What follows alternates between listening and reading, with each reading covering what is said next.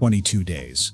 That is the distance between the last time Patrick Dempsey spoke publicly about Eric Dane, calling him heartbreaking, calling him courageous, telling the world they had just gotten off the phone together, and February 19, 2026, the morning those words became a eulogy. Eric Dane died on Thursday, February 19, 2026. He was 53 years old, and before the tribute posts had even finished loading, one question was already moving through every Grey's Anatomy fan page, every entertainment thread, every group chat with anyone who has spent time in a Seattle Grace waiting room. What did Patrick Dempsey know?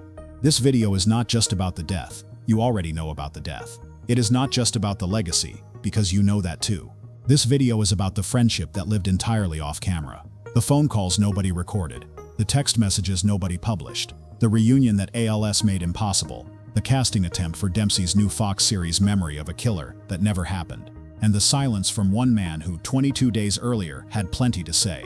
Stay with me, because this story goes deeper than the towel scene, deeper than the beach, deeper than Seattle Grace. This is about two men who built a fictional brotherhood on television. McSteamy and McDreamy, the nicknames that defined a decade of television and then quietly kept it alive in real life. On Thursday afternoon, Eric William Dane died at his Los Angeles home, surrounded by dear friends, his devoted wife Rebecca Gayhart, and his two daughters, Billy and Georgia. The cause of death was amyotrophic lateral sclerosis, ALS, also known as Lou Gehrig's disease, the same condition that had been methodically dismantling a body that an entire generation of television viewers once considered one of the most beautiful things they had ever seen on a screen. The family released a brief statement, and it was devastating in the way that only simple sentences can be. What that statement does not capture is the weight of what happened in the 10 months between his public announcement and his death. So here is that story. Eric Dane first noticed something wrong in early 2024. His right hand felt weak. He assumed he was texting too much. He saw 2 hand specialists and 2 neurologists before a doctor finally sat him down and delivered 3 letters that changed everything. He said afterward, "I will never forget those 3 letters. It is on me the second I wake up. It is not a dream." On April 10, 2025, he went public. The statement to People magazine ran 4 sentences and ended with a request for privacy. 4 days after that, he was back on the set of Euphoria Season 3. By June 2025, Eric Dane had lost all function in his right arm. He told Diane Sawyer on Good Morning America, "I will fly to Germany and eat the head off a rattlesnake if they told me that that would help." By September, his speech had begun to slur. He missed the Emmy Awards after a fall at home left him needing stitches. October brought a wheelchair full-time. December brought 24-hour nursing care across 21 rotating shifts. Rebecca Gayhart, the woman who had filed for divorce in 2018 and then quietly dismissed that petition 1 month before the ALS announcement, was there every day. His last public appearance was virtual, an I Am ALS panel in December 2025. He looked into a camera and said, "It is imperative that I share my journey with as many people as I can, because I do not feel like my life is about me anymore." His final published interview ran in Time 100 Health on February 11, 2026, 8 days before he died. The magazine named him to their Health Catalysts list. His last quote to them, "I am trying to save my life, and if my actions can move the needle forward for myself and countless others, I am satisfied." 8 days later, his life was over. He left behind 2 teenage daughters, a love story that defied every available category, and a body of work that still had not finished airing. Euphoria Season 3 premieres in April 2026, and Eric Dane will be in it. His final television appearance was on the NBC series Brilliant Minds, where he played a firefighter hiding his own ALS from his family. Somewhere in that fact is everything you need to know about who this man was. Here is the part of the Eric Dane and Patrick Dempsey story that rarely comes up. They actually liked each other. Not in the Hollywood way. Not in the "we worked together for 6 years and we have profound mutual respect" way that publicists write in press releases. In the real way. In the way where you are still texting somebody a full decade after you stopped being colleagues. In the way where you pick up the phone when a friend is running out of time. Eric Dane arrived at Grey's Anatomy in Season 2 as a single guest spot. He played Dr. Mark Sloan, a plastic surgeon from New York with a history nobody at Seattle Grace wanted to revisit. The towel scene happened, and if you know, you know. And the audience reaction was loud enough that Shonda Rhimes brought him back as a series regular for Season 3, and then the show had 2 of them, McDreamy and McSteamy, Patrick Dempsey and Eric Dane. 2 surgeons, 2 call names, 1 hospital, and a mythology the writers built carefully across 6 seasons together.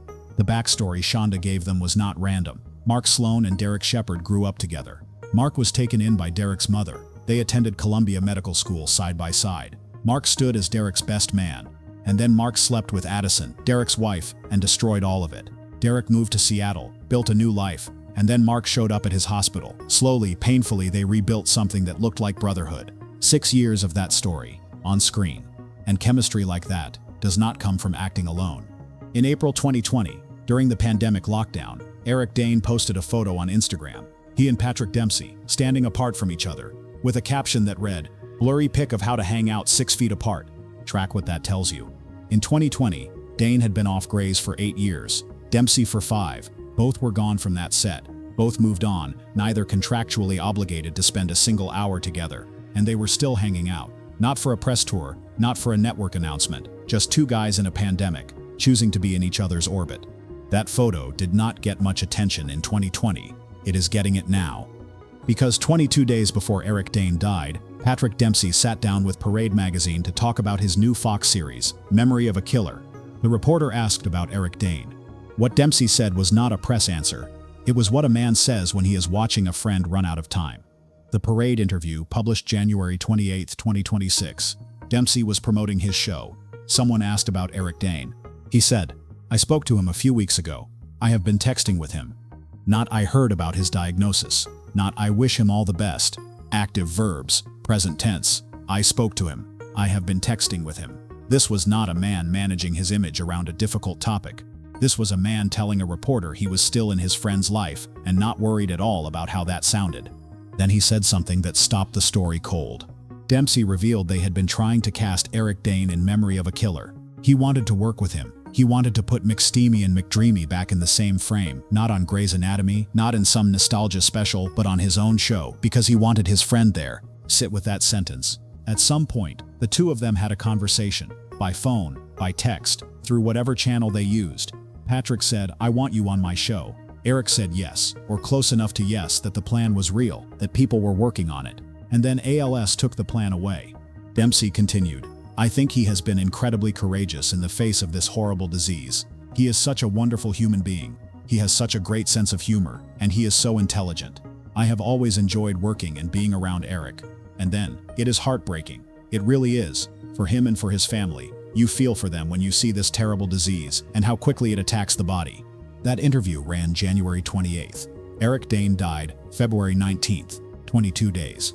Now here is where honesty matters. Nobody knows what those final phone calls actually sounded like. Nobody has published the contents of their conversations. The family has asked for privacy. Patrick Dempsey had not posted a single public word by the morning after the death was announced. Before anyone reads something dark into that, here is the full picture. Almost no one from the Grey's Anatomy inner circle said anything publicly in the first 24 hours. Not Ellen Pompeo, not Shonda Rhimes, not Kate Walsh, not Sandra Oh, not Katherine Heigl, not Isaiah Washington. The only Grey's regular who posted anything was Kevin McKidd. 2 words in his Instagram stories: "Rest in peace, buddy." The people who spoke first were from Eric Dane's more recent chapter. Alyssa Milano, his charmed co-star, wrote a tribute that read like literature. "I cannot stop seeing that spark in his eye right before he would say something that would either make you spit out your drink or rethink your entire perspective. He called me Milano, as if it was the only part of my name that mattered." Ashton Kutcher posted about their fantasy football league, because that is how certain friendships get named and honored, through the small, ordinary things that lived inside them. Sam Levinson, the creator of Euphoria, wrote, "Working with him was an honor. Being his friend was a gift." Maria Shriver, who was publishing Dane's memoir Book of Days, a memoir in moments through her Penguin Random House imprint, posted, "He told me he wanted his family to know how much he loved them, and he wanted to leave them a story they could be proud of." Patrick Dempsey said nothing publicly. The people who carry the deepest grief are often the ones who lose words first. Dempsey found his words 3 weeks before the death, in a magazine, and he called Eric Dane heartbreaking and wonderful and genuinely funny. Maybe that was always the tribute. Maybe he said what he needed to say while Eric Dane was still alive to read it. To understand Eric Dane and Patrick Dempsey, you need to know how each of them left Grey's Anatomy. Both exits were involuntary in their own way. Both were messy, and neither matched the story the network wanted told. Eric Dane left in 2012. Mark Sloan died in the Season 8 plane crash, lingered brain dead through the Season 9 premiere, and was taken off life support by the people who loved him most. The hospital was renamed Grey Sloan Memorial in his honor. For the character, it was a beautiful end. For the actor, it was a different story. In June 2024, Dane sat down with Dax Shepard on the Armchair Expert podcast and finally said what most insiders had long understood: "I did not leave so much as I think I was let go." He had been fighting addiction during his final years on the show, painkillers tied to a sports injury, a stint in rehab in June 2011. He put the timeline plainly: "If you take the whole 8 years on Grey's Anatomy, I was messed up longer than I was sober." He understood the business. The network was cutting costs. The show would do what it would do as long as they kept their gray. He held no bitterness about it. He said, "No hard feelings. Thank you for the 8-9 beautiful years." That kind of grace, from a man who was fired during active addiction, is rare. It tells you something real about who Eric Dane was, underneath the call name. Patrick Dempsey's exit in 2015 was a different conversation entirely. He was written off in Season 11, Episode 21, despite having signed a contract extension just 14 months earlier. The show's former executive producer James Perriott later said in a book about the series that there had been HR issues, not sexual in nature, but serious enough that Dempsey was described as terrorizing the set. Ellen Pompeo said publicly that after Dempsey left, the culture on set genuinely improved. Dempsey himself acknowledged in 2016 that he probably should have moved on a couple of years earlier. 2 exits. One man pushed out quietly during addiction, one removed publicly over behavior. And yet the pandemic photo, the texts, the phone calls, the attempted casting, the grief, their friendship outlasted both departures. Whatever happened inside those studio walls, whatever the HR files contain, whatever the network politics were, Eric Dane and Patrick Dempsey kept choosing each other. In Hollywood, that is not nothing. That is almost everything. Most tributes that ran in the first hours after Eric Dane's death left out the thing that shaped him most. When Eric was 7 years old, his father, a Navy veteran turned architect, died by a self-inflicted gunshot wound. 7 years old. The most permanent kind of loss, delivered through the most violent possible door, to a child who had no framework yet to hold any of it. He carried that for the rest of his life. When ALS arrived, he told Diane Sawyer exactly what that history meant to him now. "I am angry because my father was taken from me when I was young. And now there is a very good chance I am going to be taken from my girls when they are very young."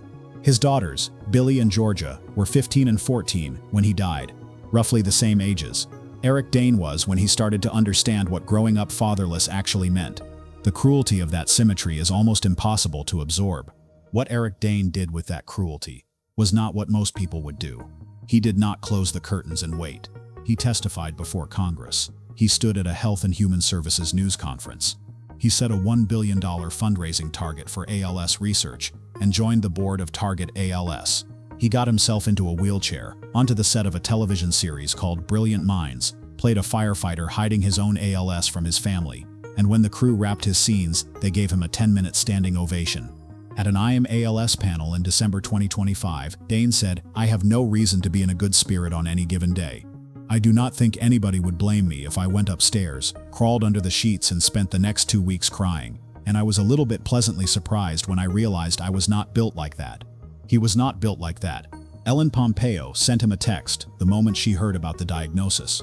His phone rang 30 seconds later. Not a minute, 30 seconds. That is the speed at which a real friendship operates. No waiting, no publicists, just 2 people who had worked side by side for years, one in crisis, the other already there. Patrick Dempsey, 22 days before the death, told a reporter he was texting and calling. Kevin McKidd said, "Rest in peace, buddy." Alyssa Milano could not stop seeing the spark in his eyes. Every one of those people knew the same man, someone who took up space in a room and made you feel like you were the only person in it. There is a version of this video that would have been easier to watch. It would have had leaked details, reconstructed final conversations, unnamed sources dressed up to look like reporting. That version does not exist here. Eric Dane was a real person. His daughters are real people. Rebecca Gayhart, who was there every single day, who fought his insurance company for around-the-clock nursing care, who dismissed her divorce petition 1 month before the diagnosis, is a real person. Whatever happened in that house in the final weeks belongs to those people. Here is what is verified. Patrick Dempsey was in contact with Eric Dane in the weeks before his death. They texted. They spoke by phone. Dempsey tried to cast him in a new project because he wanted his friend near. The disease made it impossible. That much is sourced, on record, and true. What those conversations contained. Who was in the room at the end? What passed between them privately? None of that is known publicly. The family statement says he was surrounded by dear friends, his devoted wife and his daughters. It does not name everyone. It does not need to. 2 things are also worth sitting with. Eric Dane's memoir, Book of Days, A Memoir in Moments, is still coming. Maria Shriver is publishing it through her Penguin Random House imprint. Dane told her he wanted to leave his family a story they could be proud of. He wrote that book for Billy and Georgia. And Euphoria Season 3 arrives in April. Eric Dane filmed those scenes, knowing exactly what was happening to his body. Every frame of that performance is going to land differently now. His last public words, at the IMALS panel in December 2025, "I am not about to concede my purpose to some disease. I just am not capable of doing that." He kept that promise all the way to February 19, 2026. Eric Dane was not supposed to become a legend. He was supposed to be the guy in the towel, the handsome doctor with the call name and the complicated past, the guest spot that stretched accidentally into 6 seasons, McSteamy, the nickname, the poster, the cultural moment. Instead, he became something harder to put into a sentence. A man who got fired for addiction and held no grudges. A man whose wife filed for divorce, watched him receive a fatal diagnosis, and came home. A man who found out he was dying and started looking for ways to make it mean something outside himself. A man who, in his final months, was still texting his old co-star, still trying to get on set, still telling reporters he was not going to concede his purpose to a disease. Somewhere in Los Angeles, Patrick Dempsey has his phone. Somewhere on that phone there are texts from Eric Dane, the last ones. The ones that belong to the friendship and not to any of us. I hope they were good ones. I hope they were funny, because everyone who loved Eric Dane says he was funny. I hope they were the kind of texts you send when you still think there is more time, and then you look back and understand they were the last ones, and they mattered more than anyone planned. Eric Dane spent his final chapter refusing to play victim. He spent it advocating and filming and writing and fighting and reaching for the people who mattered to him. He died surrounded by those people. His daughters were there. Rebecca Gayheart was there. And 22 days before that, the man who played his best friend on television, the man who had actually been his friend for nearly 20 years, called him on the phone. That call happened. We will never know exactly what was said. We know Dempsey had the words when it counted. Heartbreaking, wonderful, great sense of humor, so intelligent. He said all of that while Eric Dane was still alive. Maybe that was always the point. Rest easy, McSteamy. Seattle Grace is going to miss you, and so will the rest of us. If this landed differently than you expected, subscribe and drop a comment. We read every one. And if you want to do something in Eric Dane's name, Target ALS is where he put his energy in those final months. Link is in the description. Take care of yourselves.